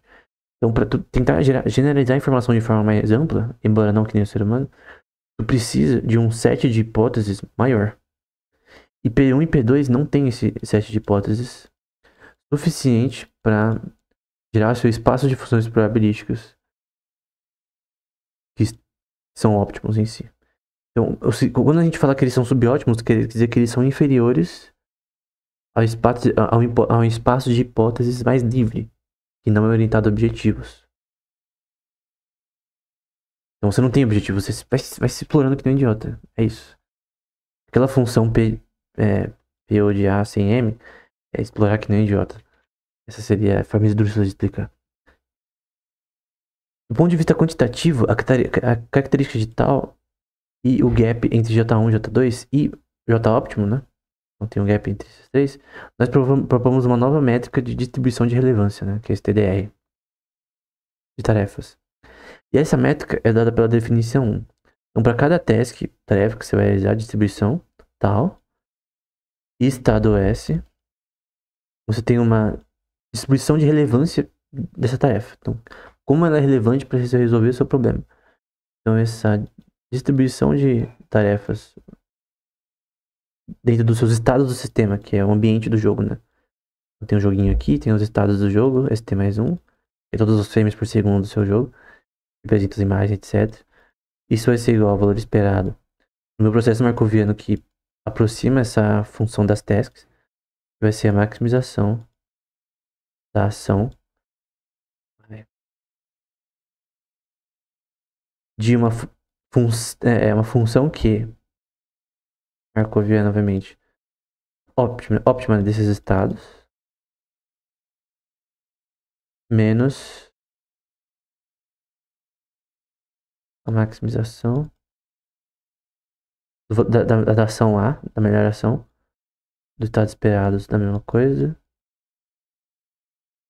Só que sem maximizar aqui agora. Tô dando a tabela óptima desse sistema. Então vai ser a maximização de A menos o A anterior. Melhor possível, né? Então é a ação que eu quero gerar melhor do que antes. A melhor versão de A e a versão anterior. Só que na verdade, Eu falei corretamente. Na verdade, a maximização é do valor esperado por inteiro, né? É a maximização da minha própria tabela Q menos a maximização do valor esperado de tudo, né? Então, esse vai ser o set de possíveis tarefas relevantes que você pode vir a ter. Para maximizar A, né? Para você maximizar A, você tem um set de possíveis ações menos o conjunto global de ações esperada, né? É no sentido de, por exemplo, eu vou ensinar isso de uma forma mais simples. Ó, aqui a gente vai ser didático agora. Glória de Deus. Eu tenho essa parte amarela e verde, certo? Vamos supor que você está jogando Kung Fu Panda do Play 2. Eu tenho aqui o mapa. Eu tenho uma montanha. Em cima dessa montanha eu tenho o meu prêmio.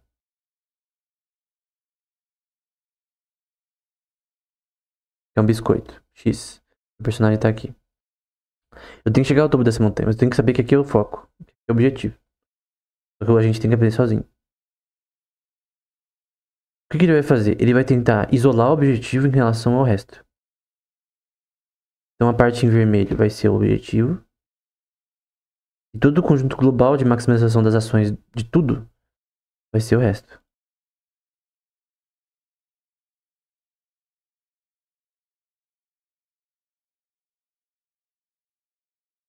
Então eu quero gerar uma ação, uma tabela aqui de ações que maximize o meu objetivo, o meu trajeto até o objetivo e não o resto, que é inútil. Eu quero um set de distribuição de tarefas que realmente são relevantes. Eu posso ter outras ações para resolver esse problema, mas eu quero que elas sejam relevantes para resolver o problema. Não as que eu posso realizar. O teorema 3, você tem policy optimal dentro do seu espaço markoviano da maximização da policy dado JDM, que é meu gradiente, para todo P dentro de P1, em que você tem que o meu melhor cálculo da minha tarefa futura melhor possível, que é como esse asterisco em cima, é o melhor possível, você faz menos o valor esperado. O seu cálculo das suas policy passadas. Que vai ser... Ou seja, tu vai saber qual que é a minha tarefa menos o que é inútil. Que eu já vi que é inútil. Vai ser maior ou igual a 1 menos gama, que é a taxa de desconto. Lembrando que isso daqui vai de 0 até 1 menos gama. O espaço de resultado aqui. Que vai pelo valor esperado. Na minha distribuição de tarefas úteis relevantes. Dados os estados do sistema. Dado o ambiente do jogo. Um termo de episódios aqui. Então, a minha melhor policy possível, ela vai ser menor do que a inútil e maior ou igual a o meu maior resultado possível, que é 1 menos gama pelo valor esperado da minha distribuição de hipóteses. Isso vai ser igual a minha melhor função possível. Nossa, eu não tô conseguindo pegar minha cor que eu quero. Melhor hipótese possível das tasks menos a policy subóptima, né, que é pior. Em que também vai ser pior do que a outra policy subóptima, que vai ser J1. Esses J's são gradientes que você calcula sobre a sua policy, tá? Isso vai ser maior ou igual que a mesma função de anteriormente, que é a minha distribuição de hipóteses, ou seja, isso daqui é maior do que J1 e J2, certo? E a prova aqui é que as policies dentro do conjunto de hipóteses P1 sempre vão ser inferiores a P3. Tanto P2 e P1, em que P2 e P1 você tem uma função de probabilidade focada em tarefas, são inferiores a uma distribuição de probabilística, né? Então, O teorema 3 demonstra o gap entre J1 e J2 e o J', né? Porque ele é superior. Que quando considerando tal a distribuição de tarefas, os valores da tabela aqui óptimos de diferentes tarefas diferem de forma grande. A performance de P1 e P2 sempre vai ser extremamente inferior e não pode diferenciar de diferentes tarefas e expressar as habilidades, porque são limitadas, né? Então, P1 e P2 são extremamente limitados. O conjunto de hipóteses focadas em objetivos são limitados. Pode falar sobre algoritmos focados em objetivos, né? Então, P3 sempre vai ser superior. Ou seja, você tem um espaço probabilístico mais amplo, ao invés de um espaço probabilístico focado em objetivo. Tipo, a sua query ainda é focada em objetivo, mas a sua policy, na verdade, sua função de probabilidade não.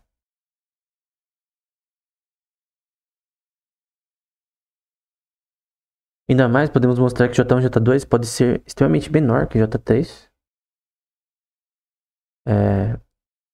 Quando o J3 pode até ser perto do J'. Quando consideramos P3, que é a melhor forma de hipótese probabilística, consequentemente, é necessário usar P3 para distinguir diferentes tarefas e melhorar seu algoritmo.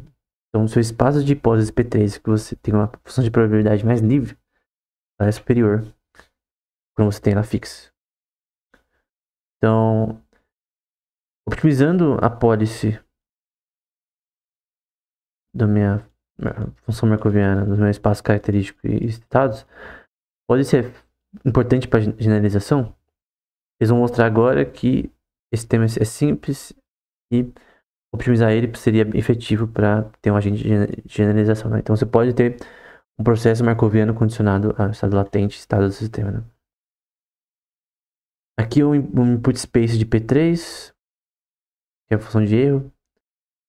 E você tem um conjunto de policies dentro de P3, então eu tenho policies que maximizam minhas ações que estão nesse espaço probabilístico. E eu tenho a probabilidade, né, essa função markoviana. Dentro de todos os meus estados L. L vai conter observáveis, ações, recompensas e estados. Em que L está na minha função de perda, ou seja, eu posso encontrar soluções da minha função de perda. HT tem toda a informação histórica. Isso daqui pode ser reescrito, né? Como a probabilidade de M de L, né?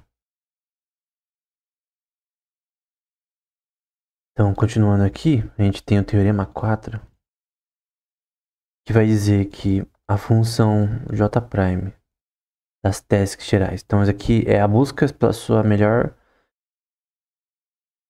melhor grupo de tarefas para resolver um certo problema.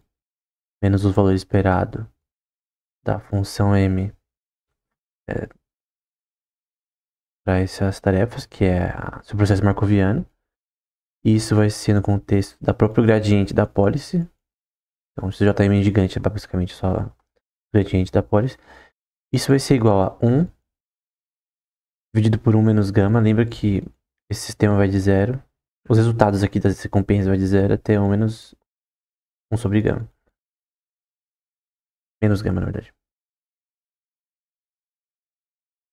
E aí você faz uma integral, contém uma função de perda. Então esse L aqui é uma função de perda. Ou seja, tu quer calcular o erro.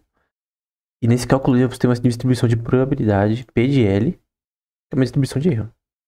Então você vai calcular a distribuição de erro no seu sistema, que vai ser integral com o posterior desse sistema, que vai ser o seu processo markoviano dado a sua função de perda ao longo do tempo. É a análise das tasks que estão rolando agora. Por exemplo, seu sistema está jogando Toy Story. Dos problemas que você tem que resolver agora no jogo do Toy Story do Play 1. Vamos supor que você tem que chegar aqui para pegar um negócio, para depois ir em outra parte, para abrir uma sala. Nisso você tem seu posterior, né? Tipo, ok, com a informação que eu tenho probabilística, o que eu devo fazer? Meus cálculos de erro, né? Que deu certo ou não deu. E você tem assim a maximização da ação, que vai melhorar a sua recompensa, né? E a tabela aqui, que contém esse processo markoviano, função de erro e a derivada do processo markoviano. Então isso aqui no fim você quer achar uma melhor ação para o seu agente realizar, né? Não é nada diferente disso. E aí você tem isso menos a integral das ações. Esse processo markoviano, a pólice que vai melhorar as ações condicionadas ao erro. Conforme eu erro, eu melhoro as minhas ações. A probabilidade toda a minha função markoviana dado o erro. E a minha pólice. E a minha tabela aqui.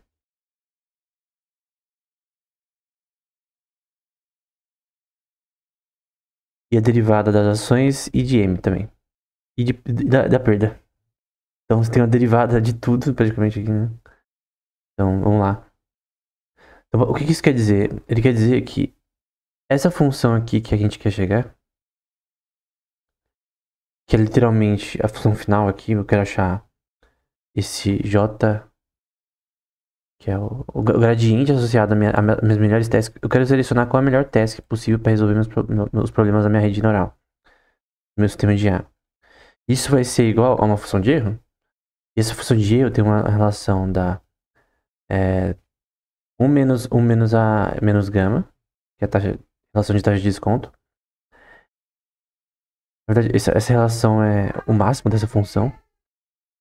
E uma função de perda com relações probabilísticas, em que você tem a probabilidade de PDL de distribuição de erro da maximização dessas ações. Menos uma integral que contém as suas ações dentro do sistema e a policy em si. Então você tem o erro menos o quanto o seu sistema melhorou. Então, o seu erro no geral menos o quanto o seu sistema melhorou em si. Aqui são os resultados, né? Para ver que o sistema deles é esse daqui. Que foi muito bem em relação a diversos problemas como Cheetah, Walker e Cartpole. Aqui também são os resultados, generalizando a performance. Dá pra ver que ele foi superior com hipóteses P3, né? Então, esses que tem só uma distribuição de probabilidade maior, né? Ao invés de uma focada em tarefas específicas, como essas daqui. Como Dreamer, Planet e outros artigos que a gente viu anteriormente. Isso aqui tudo a gente já viu já. O deles foi superior, né? Nessa questão. Então, eles estão provando aqui experimentalmente que tem uma função de probabilidade mais ampla dá resultados melhores, né? Aqui novamente, usando P3, espaço de hipóteses P3. E aqui é, por exemplo, a trajetória do agente e a trajetória imaginada do agente. Foi bem parecida com a original, como a gente pode ver, né? Aqui é uma cluster de embeddings, né? De similaridade algorítmica entre ações de você correr, do agente correr, andar, etc. Que é sempre usado nesses algoritmos. E a performance dele em diversos problemas, dá pra ver que deles foi superior aos outros. Planet, Dreamer e os artigos. Eu queria só mostrar uma coisa que tá no começo do paper, mas eu decidi pôr no final, que é um gráfico probabilístico em que você tem aqui as observáveis, os estados gerados por essas observáveis, né, que são os seus estados do sistema, recompensas, ações e o modelo em si.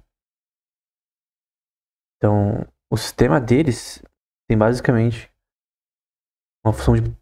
O que muda é a forma que esse modelo probabilístico é executado.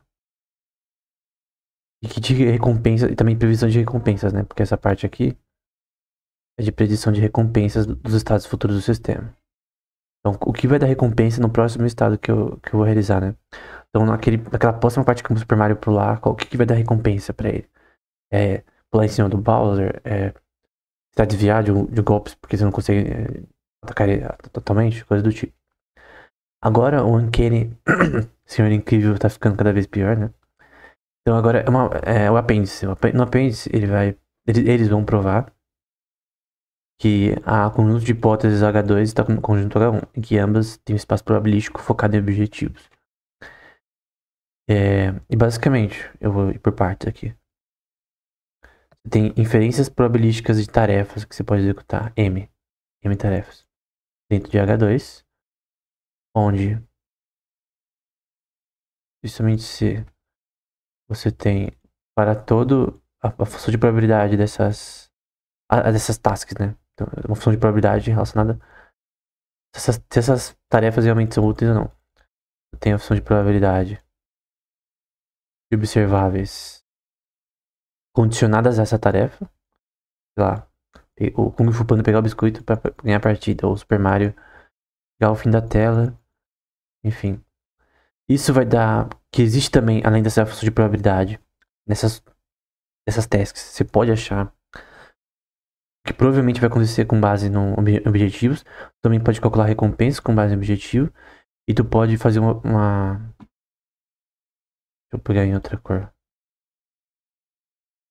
Uma inferência probabilística que a gente já viu anteriormente de observáveis e ações, em que você pode calcular as recompensas, porque é possível. Tipo, existe recompensas que são calculáveis nesse contexto.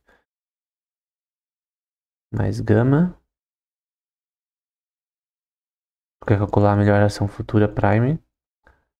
E a inferência com relações probabilísticas. Aqui já é P3, né?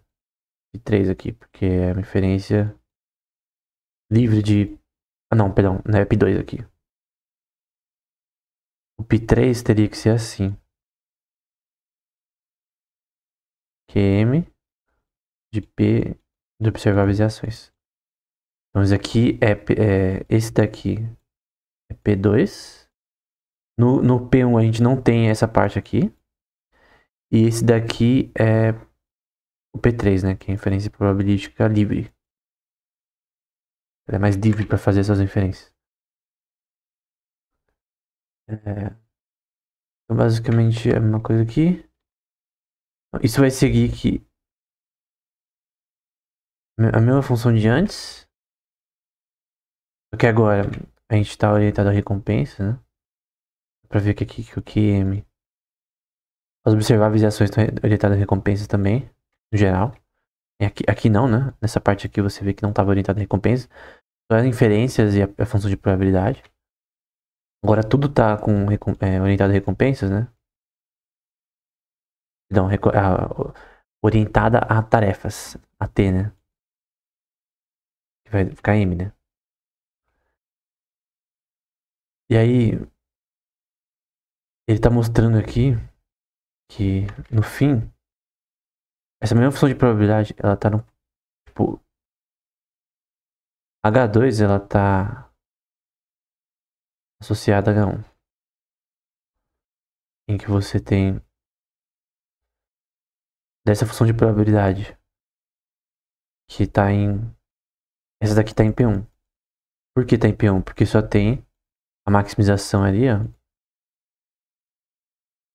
da ação futura e os estados futuros do sistema. Quando no P2... Esse aqui é esse daqui é o espaço probabilístico P1. No P2, você tinha maximização de A. Opa, aqui também tem M.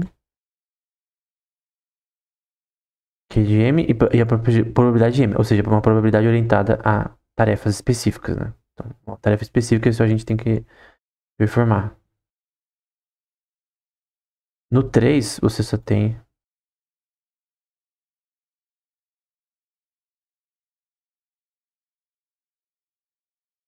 Daqui. Ela é mais livre, né? Só que... Então, o ponto é que essas duas relações, elas são muito próximas, né? Opa. Tanto Q2 quanto QM são bem próximos um do outro. Eles são do mesmo subset, né? Então, tu tem essas diferenças, elas não são totalmente alheias uma da outra, né? Assim provamos que também H3 está em H2, que podemos usar de forma similar na estrutura dinâmica e para afunilar nossa hipótese. Então pronto é que o espaço de hipóteses H1,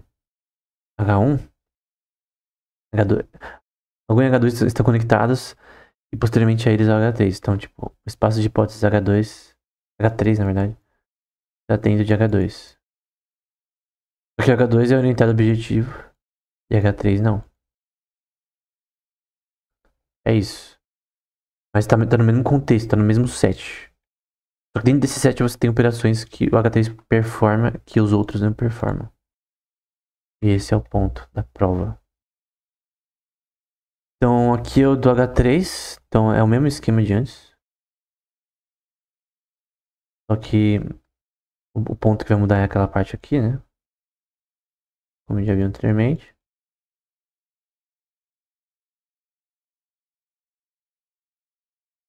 E essas inferências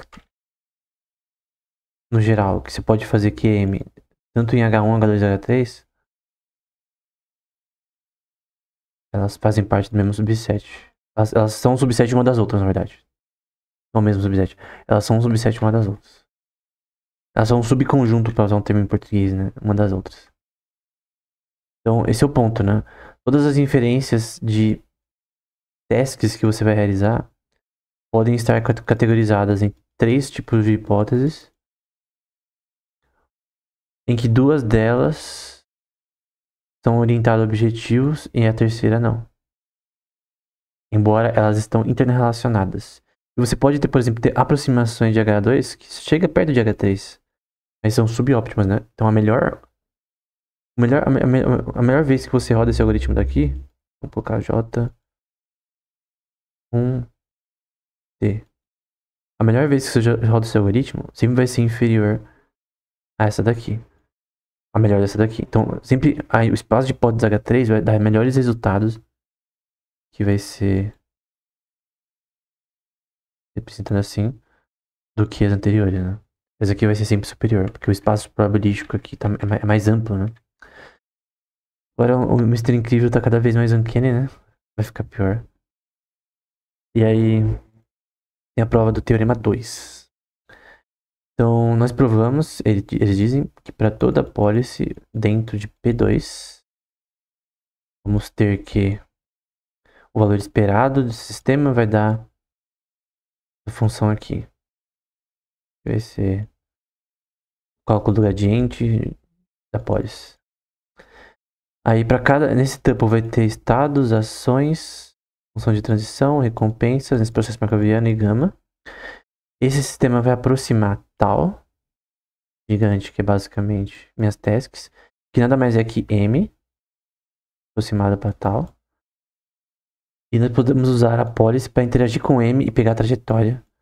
Esses estados, ações e recompensas que vão maximizar minha tarefa, né? Porque as suas tarefas, basicamente, elas são de recompensas também, né? E ações e estados. Já que a dinâmica de transição é a mesma nesse contexto, para a policy dentro de P2, ela apenas depende de estados e ações históricas, né? Nós naturalmente temos uma distribuição de estados, que é a mesma nesse contexto. Consequentemente, você vai ter aqui o valor esperado. Esse processo markoviano que tá aqui, né? Todo o seu processo markoviano. Que vai ser, para ficar mais fácil, o M, né? Só aproximado para essas tarefas. E esse tal menor aproximado para a função de transição. Então esse tal é literalmente a função de transição de estados ao longo desse processo markoviano, iniciais, ações, recompensas, isso N vezes. Ok? E aí você tem a função de erro para isso, né? Em que você tem a mesma função de sempre, ao longo do tempo t, recompensas ao longo do tempo t, com esse processo markoviano. Aí no fim, você vai ter, basicamente,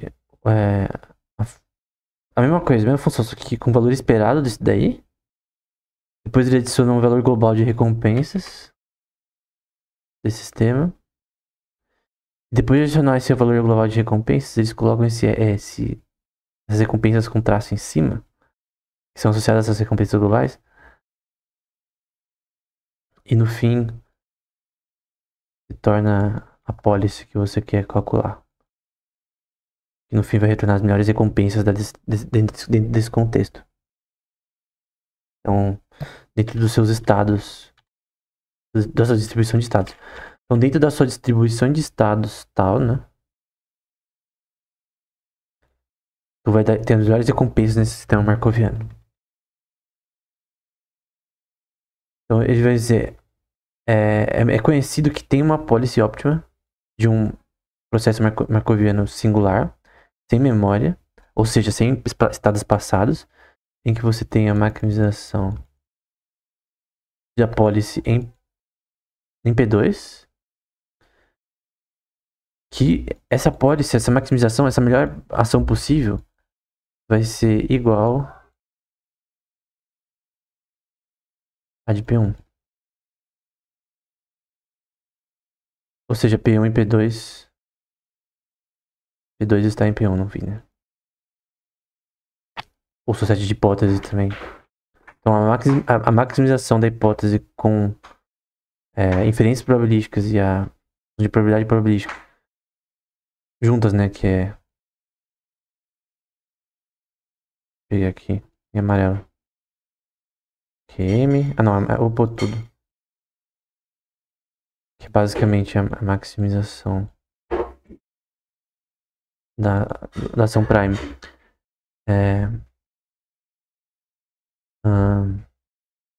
Maximização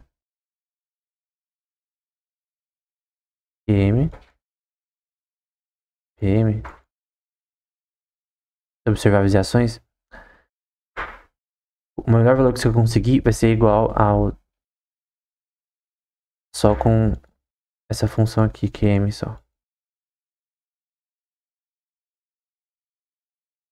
Então esses valores, as máximas desses valores aqui, elas não vão ser muito diferentes. Só que com P3 vai ser diferente. Então P3 ele vai ter um gap aí que ele vai ser mais diferente e superior. Ambas são subóptimas, óptimas no caso, né? E aí você vai ter que, nesse contexto, a maximização da policy dentro de P2, que são esses espaços de hipótese nesse contexto. E a sua função de erro aqui vai ser igual, como a gente já viu anteriormente, né? A maximização de P1. Ou seja, os dois não vão ser muito diferentes. Não é tipo absolutamente sempre tipo, igual, mas eles são próximos, né? Então você usar a inferência probabilística, os dois são orientados objetivos. Os dois probabilisticamente são similares. Então vai ser igual a... Os dois vão ser iguais.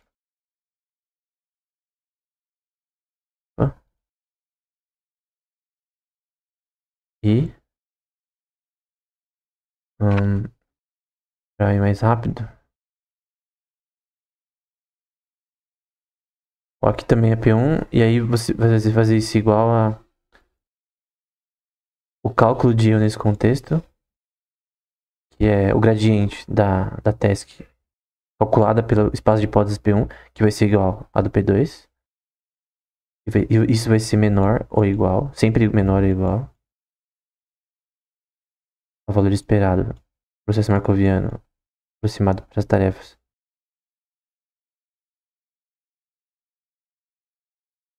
E a maximização da policy P1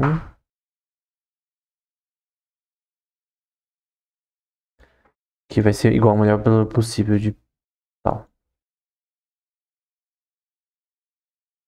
Então, o primeiro ponto, maximização do espaço P2 e P1 são iguais. Segundo ponto, o cálculo dessa maximização vai ser menor ou igual ao valor esperado do melhor tipo de solução que você tem para esse problema. Tipo, o melhor resultado possível e imaginável, a maximização dos resultados aqui da policy, de você melhorar seu algoritmo, vai ser igual a essa função aqui. Aí vamos dizer, nessa parte... Ah não, aqui eu tenho uma 4. Aqui já terminou o ponto. O grande ponto é demonstrar que P2 está em P1. E que também P3 está nesse contexto. Só que quando chega nessa parte aqui, P2 e P1 sempre vão ser subóptimos, né? Eles sempre vão ser inferiores. Por mais que eles possam ter aproximações para isso. O Teorema 4, nessa parte vamos introduzir a versão do Teorema 4 de optimizar a probabilidade do processo marcoviano, seus erros do sistema, em que para todo erro a gente tem ele dentro do conjunto global de erros que estão sendo calculados. Em que a pólice vai ser a função de erro denotando a mudança das ações. E a gente tem aqui o conjunto global de estados, ações e recompensas. Memorizar a pólice é difícil, então não consideramos Agora eles vão mudar o tuple, né, do processo marcoviano. Agora o processo marcoviano vai ser... Difícil pegar uma que eu quero. A função de perda, de erro, ações, função de transição do processo marcoviano, recompensas e gama. Em que agora, para todo o L, nesse momento agora, o L vai virar estados, ações e recompensas ao longo do tempo, que estão dentro da função de erro, obviamente, né? Porque os seus espaços de gradiente estão dentro da função de erro que você calculou ao longo do tempo, que está no espaço de todas as funções de erros possíveis, né? Mas aqui é o cálculo da função de erro L vezes. Que é loss function esse L, né? Ela está dentro do conjunto global de perda. Então aqui tu tem função de perda, ações, função de transição, recompensas e penalidades. E para todo L tu tem estados, ações e recompensas que são usadas nessa função de erro, né? Tu quer fazer a função de erro dos estados, ações e recompensas, né? Tu quer melhorar a sua representação dos estados, suas ações, para gerar melhores recompensas. Então basicamente eles estão na função de erro de certa forma. E você tem uma probabilidade de π dado isso daí. O feedback de sinais vai ser igual a recompensa, que vai ser o conjunto global de recompensas, a função de erro, parâmetros de erro, né? Que vai ser igual a isso daqui, as recompensas dos estados e ações do sistema, parametrizadas dessa forma. E para distribuição de estados, você vai ter a função de transição desses estados com base nos estados e ações. E L' vai ser os estados, ações e recompensas futuras, né? L' vai ser igual a estados, ações e recompensas futuras dentro do conjunto global de cálculos de erro futuros. Então você vai calcular esse erro N vezes, né? Não falei? Então, basicamente está falando que eu tô rodando essa função de erro continuamente.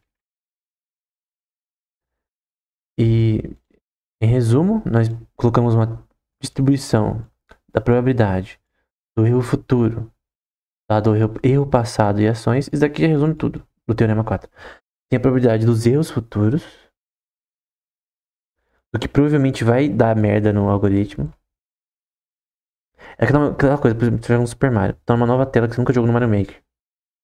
O que provavelmente vai dar merda se você fazer? Essa parte. Com base o quê? No que deu merda antes e você corrigiu e nas suas ações que você fez pra corrigir. É isso, essa é a intuição. Que é a função de transição na prática. Em que esse processo marcoviano está dentro dessas tasks. É possível descobrir isso, né? Existe uma função, uma experiência probabilística para resolver isso. E óbvio que é uma vantagem introduzir M tilde, que é esse processo marcoviano com função de perda adicionada, né? O erro está no próprio processo marcoviano. Produzir M é que P3 é agora marcoviano, né? Então, P em P3 agora é marcoviano. E é muito mais fácil de calcular a performance quando você adiciona o erro nesse sistema. Que vai ser a equação aqui para cálculo desse erro na prática. Só simplificação da equação. E agora talvez a parte que o Mr. Incrível vai ficar mais uncanny, que é a prova do Teorema 5. Então vamos lá.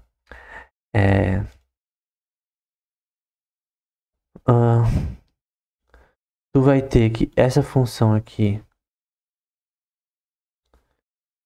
para cada pólice dentro de P3, como que você calcula a função que você quer? Que é o melhor resultado da task que você quer calcular. O melhor resultado disso daqui,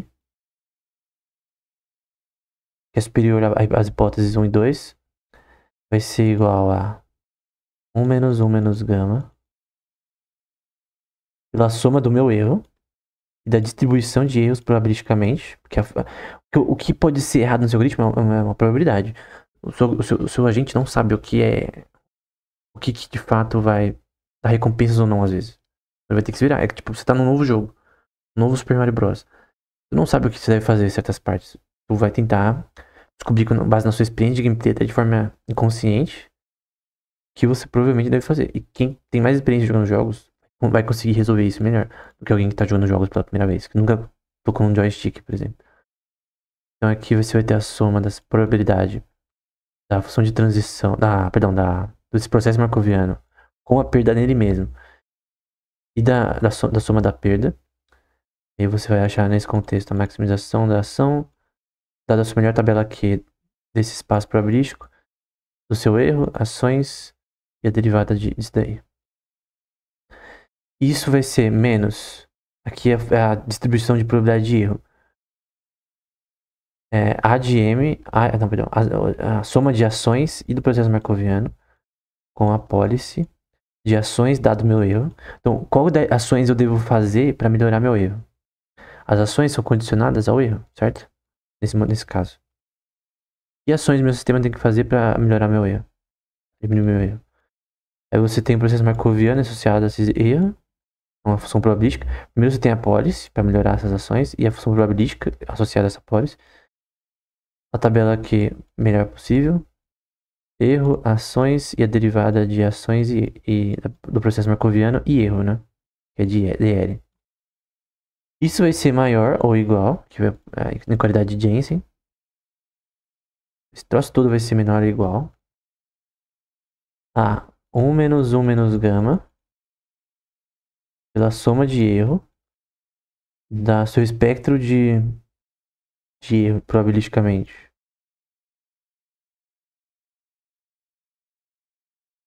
Pela soma da probabilidade, que é a mesma de antes, da sua função marcoviana dado erro, e a maximização disso novamente. Só que vai ser isso, essa maximização aqui, menos a maximização geral, né? Então, por exemplo, é que nem aquele. A gente já viu essa equação anteriormente, só tá mudada, tá? Então tu tem aqui a função de erro geral, cálculo de erro geral. Só que a maximização, ela tá na tabela aqui, certo? Em outra cor. A maximização aqui tá na tabela aqui. Aqui a maximização tá fora da tabela aqui.